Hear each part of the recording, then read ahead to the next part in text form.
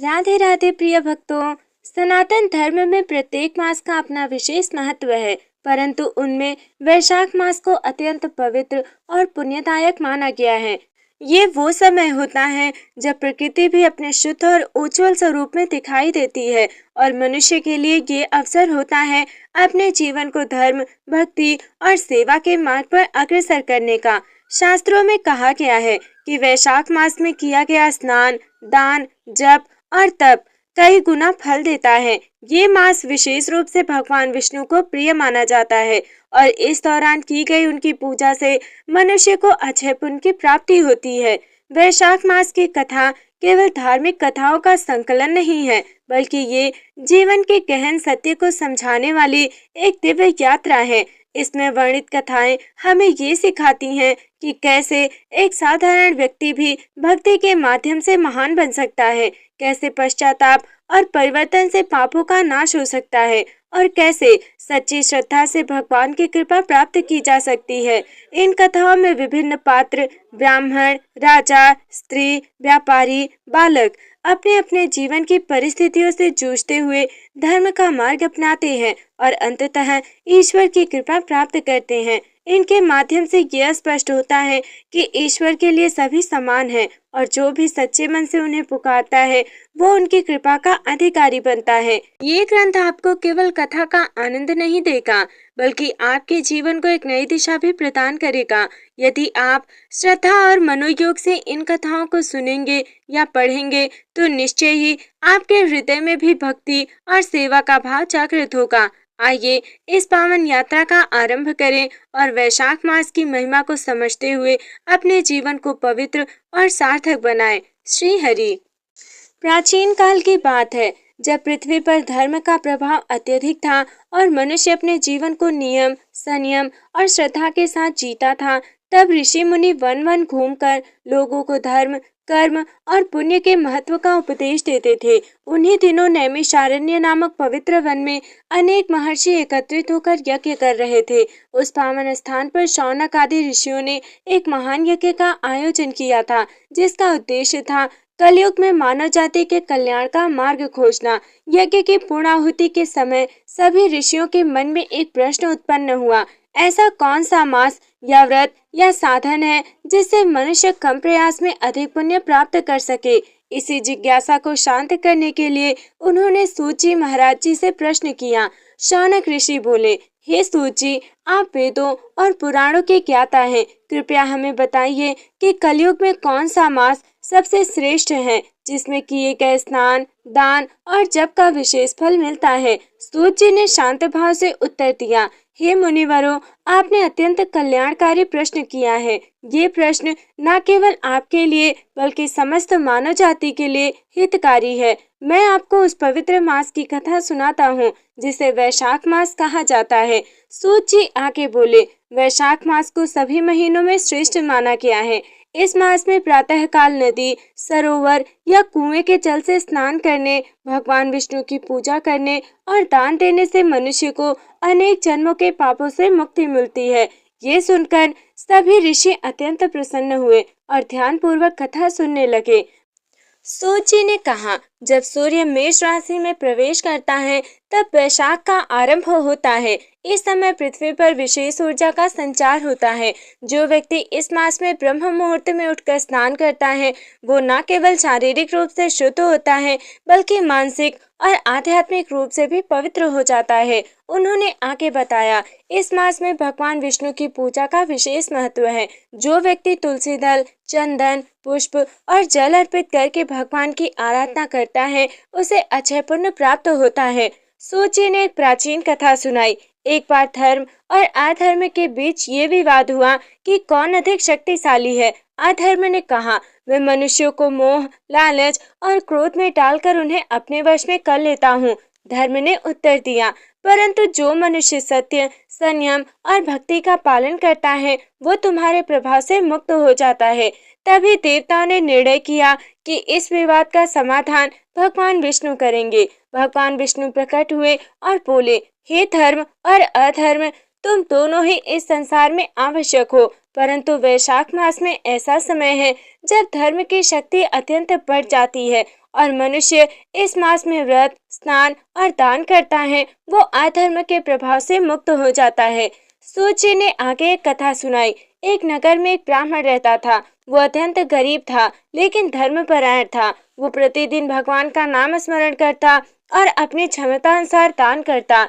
एक दिन उसने एक संत से वैशाख मास के महत्व के बारे में सुना। संत ने उसे बताया, यदि तुम इस मास में नियम पूर्वक स्नान और भगवान विष्णु की पूजा करोगे तो तुम्हारे जीवन के सारे कष्ट दूर हो जाएंगे। ब्राह्मण ने ये सुनकर निश्चय किया कि वो पूरे वैशाख मास में नियम पूर्वक व्रत और पूजा करेगा। उस ब्राह्मण का नाम माधव था। वो अत्यंत साधारण जीवन जीता था, ना कोई धन, ना कोई वैभव, केवल भगवान के प्रति अटूट श्रद्धा। जब वैशाख मास का प्रारंभ हुआ तो उसने ब्रह्म मुहूर्त में उठकर नदी में स्नान करने का निश्चय किया। पहले ही दिन जब वो अंधेरे में उठकर नदी की ओर चला तो मार्ग में कांटे, पत्थर और ठंडी हवाएं उसका स्वागत कर रही थी। उसके पास ना तो उचित वस्त्र थे, ना ही कोई दीपक। फिर भी उसने मन में भगवान का स्मरण करते हुए अपने कदम आगे बढ़ाए। नदी के तट पर पहुंचकर उसने ठंडे जल में स्नान किया। उस समय उसका शरीर कांप रहा था, परंतु उसके मन में अद्भुत शांति थी। स्नान के बाद उसने सूर्य को अर्घ्य दिया और भगवान विष्णु का ध्यान किया। इस प्रकार उसने अपना पहला दिन पूर्ण किया। जैसे जैसे दिन बीतने लगे उसकी परीक्षा और कठिन होती गई। एक दिन उसे भोजन नहीं मिला, दूसरे दिन उसके वस्त्र भीग गए और तीसरे दिन वो बीमार पड़ गया। गांव के लोग उसका उपहास करने लगे। देखो, ये मूर्ख ब्राह्मण खुद भूखा है फिर भी व्रत कर रहा है। लेकिन माधव ने किसी की बात पर ध्यान नहीं दिया। उसने सोचा, यदि मैं इस व्रत को छोड़ दूंगा तो मेरा जीवन व्यर्थ हो जाएगा। भगवान अवश्य मेरी परीक्षा ले रहे हैं। एक दिन जब वो नदी से लौट रहा था तो उसे मार्ग में एक वृद्ध व्यक्ति मिला। वो अत्यंत दुर्लभ था और प्यास से व्याकुल दिखाई दे रहा था। वृद्ध ने करुण स्वर में कहा, पुत्र, मुझे बहुत प्यास लगी है, क्या तुम मुझे जल दे सकते हो? माधव के पास केवल एक छोटा पात्र था जिसमें वो अपने लिए जल लेकर जा रहा था। उसने बिना किसी हिचकिचाहट के वो जल वृद्ध को दे दिया। वृद्ध ने जल पीकर संतोष की सांस ली और बोले, तुमने बहुत बड़ा पुण्य किया है, ईश्वर तुम्हारी मनोकामना अवश्य पूर्ण करेंगे।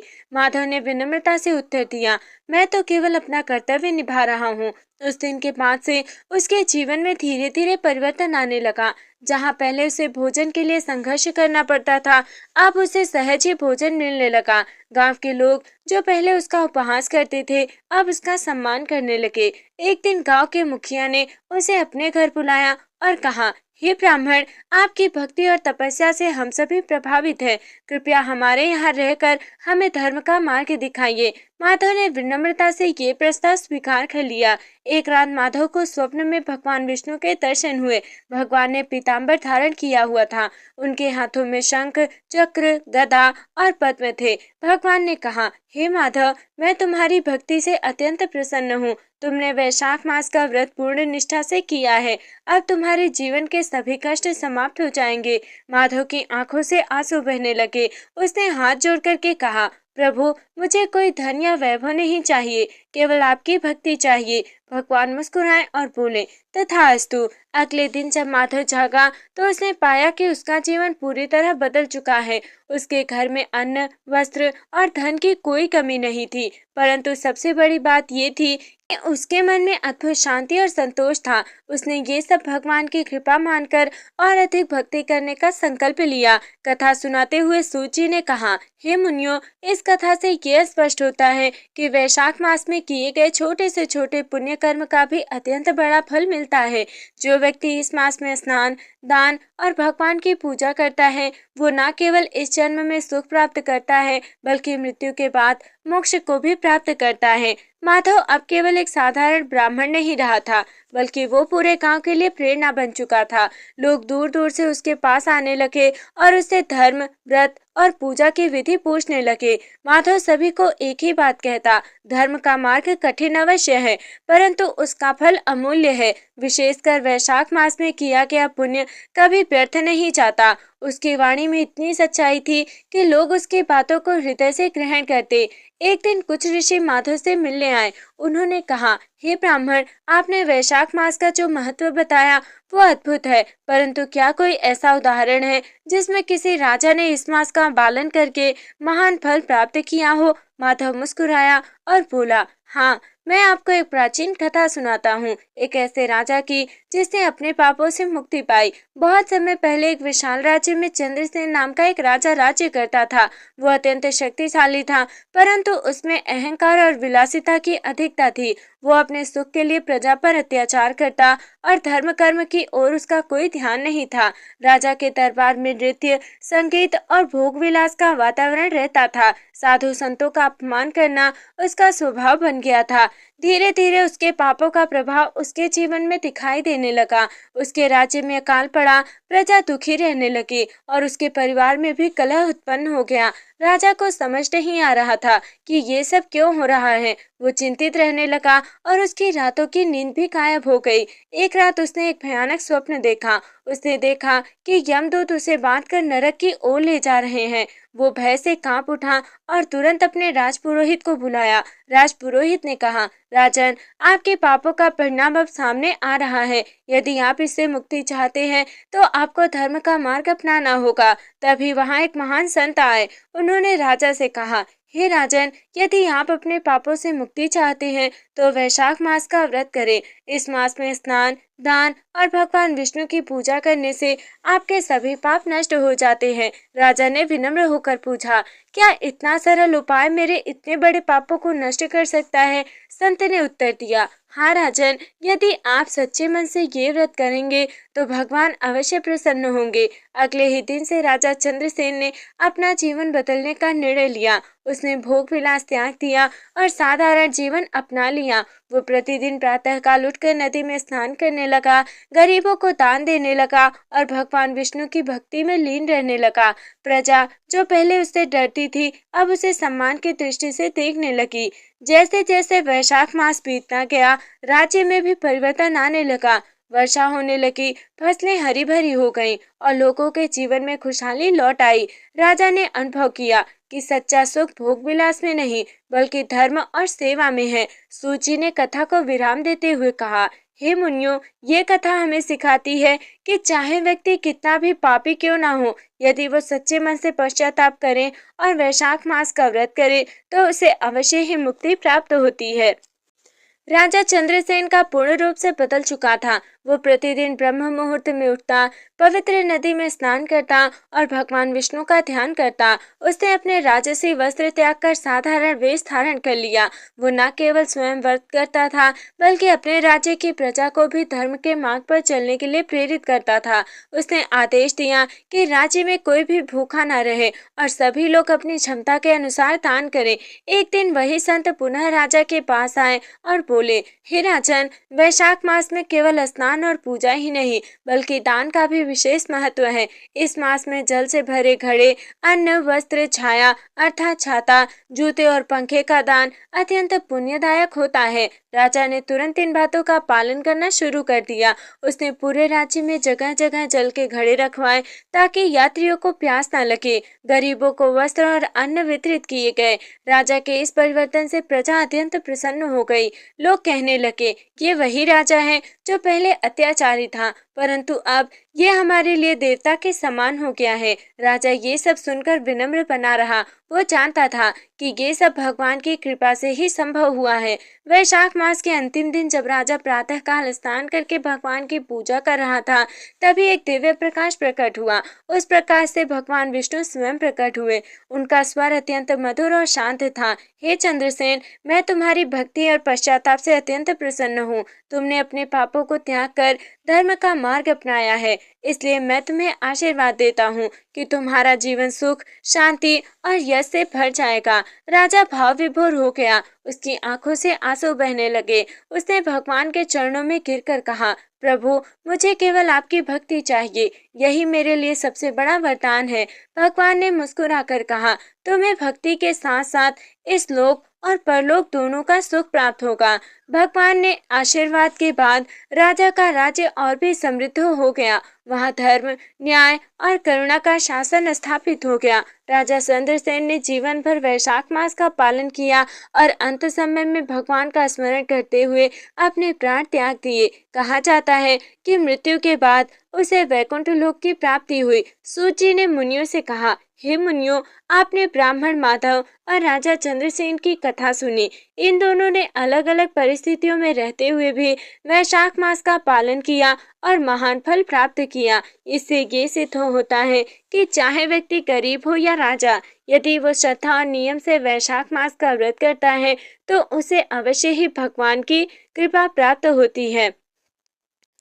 सूत जी की वाणी सुनकर सभी मुनि अत्यंत संतुष्ट हुए, परंतु उनके मन में एक और प्रश्न उत्पन्न हुआ। शौनक ऋषि बोले, हे सूत जी, आपने वैशाख मास का अत्यंत सुंदर वर्णन किया, परंतु कृपया ये भी बताइए कि यदि कोई व्यक्ति पूर्ण विधि से व्रत ना कर सके तो क्या उसे भी इस मास का फल प्राप्त होता है? सूत जी मुस्कुराए और बोले, हे मुनियों, वैशाख मास इतना करुणामय है कि इसमें किया गया छोटा सा पुण्य भी महान फल देता है। उसने आगे कहा, यदि कोई व्यक्ति केवल श्रद्धा से भगवान का नाम भी ले ले या किसी प्यासे को जल पिला दे तो उसे भी इस मास का पुण्य प्राप्त होता है। सूत जी ने एक और कथा सुनाई। एक घने वन में एक क्रूर शिकारी रहता था। वो जीवों की हत्या करके अपना जीवन यापन करता था। उसे न धर्म का ज्ञान था, न ही पुण्य का, न ही पाप का विचार।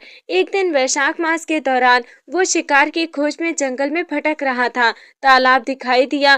वो जैसे ही पानी पीने गया, उसने देखा वहाँ एक साधु बैठा हुआ है। साधु ने उसे रोका और कहा, हे पुत्र, पहले इस जल को भगवान को अर्पित करो, फिर स्वयं पियो। शिकारी को ये बात अजीब लगी, परंतु उसने साधु की बात मान ली। उसने जल को दोनों हाथों से उठाकर आकाश की ओर देखा और कहा, हे ईश्वर, यदि आप हैं तो ये जल आपको अर्पित है। फिर उसने वो जल पिया। जब छोटे से कार्य के बाद उसके मन में एक अजीब सी शांति उत्पन्न हुई, उसे अपने किए गए पापों का एहसास होने लगा।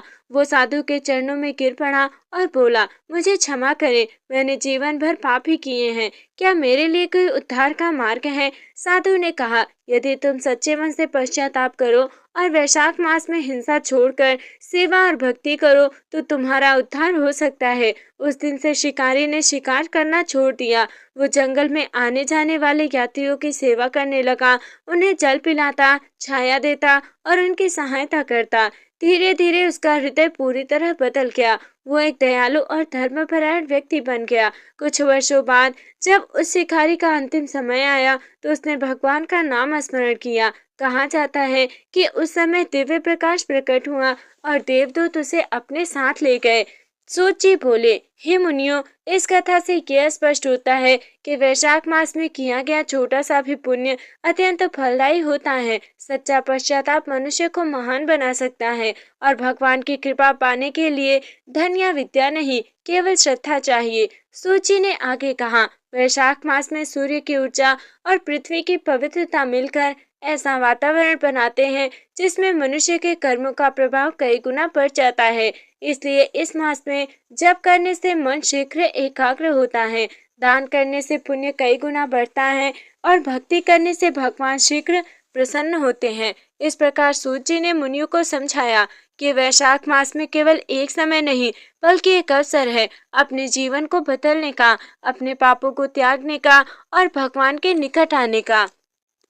शौनक ऋषि ने विनम्रता से पूछा, हे सूत जी, क्या कोई स्त्री भी वैशाख मास के व्रत से महान फल प्राप्त कर सकती है? सूत जी बोले, हे मुनियों, धर्म का मार्ग सभी के लिए समान है, चाहे वो पुरुष हो या स्त्री, धनी हो या निर्धन। अब मैं आपको एक ऐसी स्त्री की कथा सुनाता हूँ जिसने केवल श्रद्धा और सेवा से महान फल प्राप्त किए। एक छोटे से गांव में सुमित्रा नाम की एक स्त्री रहती थी। वो अत्यंत गरीब थी, परंतु उसका हृदय दया और करुणा से भरा हुआ था। उसका पति बीमार रहता था और घर में अन्न का भी अभाव था। फिर भी सुमित्रा कभी किसी जरूरतमंद को खाली हाथ नहीं लौटाती थी। जब वैशाख मास आया तो गाँव में लोगों ने स्नान, व्रत और दान करना शुरू कर दिया। सुमित्रा ने भी ये निश्चय किया कि वो अपनी क्षमता के अनुसार इस मास का पालन करेगी, परंतु उसके सामने एक समस्या थी। उसके पास दान करने के लिए कुछ भी नहीं था। एक दिन दोपहर के समय एक वृद्ध महिला उसके घर के पास आई। वो बहुत प्यास और भूख से व्याकुल थी। सुमित्रा के पास केवल एक रोटी और थोड़ा सा जल था जो उसने अपने पति के लिए रखा था। क्षण भर के लिए वो सोच में पड़ गई, यदि मैं ये दे दूंगी तो मेरे पति क्या खाएंगे। परंतु अगले ही क्षण उसने सोचा, यदि मैं किसी पीड़ित की सहायता नहीं करूंगी तो मेरे व्रत का क्या अर्थ है। उसने वो रोटी और जल उस वृद्ध महिला को दे दिया। वो वृद्ध महिला वास्तव में कोई साधारण स्त्री नहीं थी, वो भगवान की भेजी हुई एक परीक्षा थी। जैसे ही सुमित्रा ने उसे भोजन दिया, वृद्ध महिला ने आशीर्वाद दिया, तुम्हारी ये छोटी सी सेवा तुम्हारे जीवन को बदल देगी। उस दिन के बाद सुमित्रा के जीवन में धीरे धीरे परिवर्तन आने लगा। उसके पति का स्वास्थ्य सुधरने लगा और घर में अन्न की कमी भी दूर हो गई। गांव के लोग उसकी सेवा और भक्ति से प्रभावित होकर उसकी सहायता करने लगे। वैशाख मास के अंत में सुमित्रा ने भगवान का स्मरण करते हुए कहा, प्रभु, मेरे पास देने के लिए कुछ भी नहीं था, फिर भी आपने मुझे इतना कुछ दिया। मैं केवल आपकी भक्ति चाहती हूँ। उसकी सच्ची भावना से भगवान अत्यंत प्रसन्न हुए। सूत जी बोले, हे मुनियों, इस कथा से ये शिक्षा मिलती है कि दान की महत्ता उसके आकार में नहीं बल्कि भावना में होती है। वैशाख मास में किया गया सच्चा सेवा भाव भगवान को अत्यंत प्रिय होता है और जो व्यक्ति दूसरों के दुख को समझता है वही सच्चा भक्त है। सूत जी ने आगे बताया, केवल बड़े व्रत और यज्ञ ही नहीं बल्कि छोटे छोटे कार्य भी इस मास में अत्यंत महत्वपूर्ण, जैसे किसी प्यासे को जल देना, थके हुए को छाया देना, भूखे को अन्न देना और दुखी को सांत्वना देना। अब तक की कथाओं से यह स्पष्ट होता है कि ब्राह्मण माधव भक्ति और धैर्य, राजा चंद्रसेन पश्चाताप और परिवर्तन, शिकारी छोटे कर्म से बड़ा परिवर्तन, सुमित्रा सच्ची भावना और करुणा, इन सभी ने वैशाख मास के माध्यम से अपने जीवन को बदल लिया। तो हे प्रिय भक्तों, इस प्रकार वैशाख मास की कथा अध्याय 1 का समापन होता है। ये केवल कथाओं का संग्रह नहीं बल्कि जीवन को दिशा देने वाला एक आध्यात्मिक मार्गदर्शन है। इन कथाओं में छिपे संदेश हमें ये सिखाते हैं कि धर्म केवल बड़े यज्ञ, व्रत और अनुष्ठानों तक सीमित नहीं है, बल्कि ये हमारे दैनिक जीवन के छोटे छोटे कार्यों में भी प्रकट होता है। एक प्यासे को जल देना, भूखे को अन्न देना, किसी दुखी को सांत्वना देना, यही सच्चे धर्म के स्वरूप है। वैशाख मास हमें ये अवसर देता है कि हम अपने भीतर झांके, अपने दोषों को पहचाने और उन्हें सुधारने का प्रयास करें। ये समय है अपने मन को शुद्ध करने का, अपने कर्मों को सुधारने का और भगवान के प्रति अपनी भक्ति को दृढ़ करने का। इन कथाओं के माध्यम से यह स्पष्ट होता है कि न धन आवश्यक है, न विद्या अनिवार्य है, न ही विशेष सामर्थ्य की आवश्यकता है। यदि कुछ आवश्यक है तो वो है सच्ची श्रद्धा, निष्कपट हृदय और सेवा का भाव। जो व्यक्ति उन गुणों को अपने जीवन में अपनाता है उसके लिए हर मास वैशाख बन जाता है और हर दिन एक नया अवसर बन जाता है पुण्य कमाने का, आत्मा को उन्नत करने का और ईश्वर के निकट पहुंचने का। अंत में यही कहा जा सकता है, भक्ति ही सबसे बड़ा मार्ग है, सेवा ही सबसे बड़ा धर्म है और श्रद्धा ही सबसे बड़ी शक्ति है। ईश्वर से यही प्रार्थना है कि हम सभी को धर्म के मार्ग पर चलने की प्रेरणा दे और हमारे जीवन को सद्गुणों से भर दे। इति श्री वैशाख मास कथा अध्याय 1 संपन्नम। राधे राधे। जय श्री कृष्ण, जय श्री हरि। सनातन धर्म की जय हो, गौ माता की जय हो, धरती माता की जय हो। हर हर महादेव।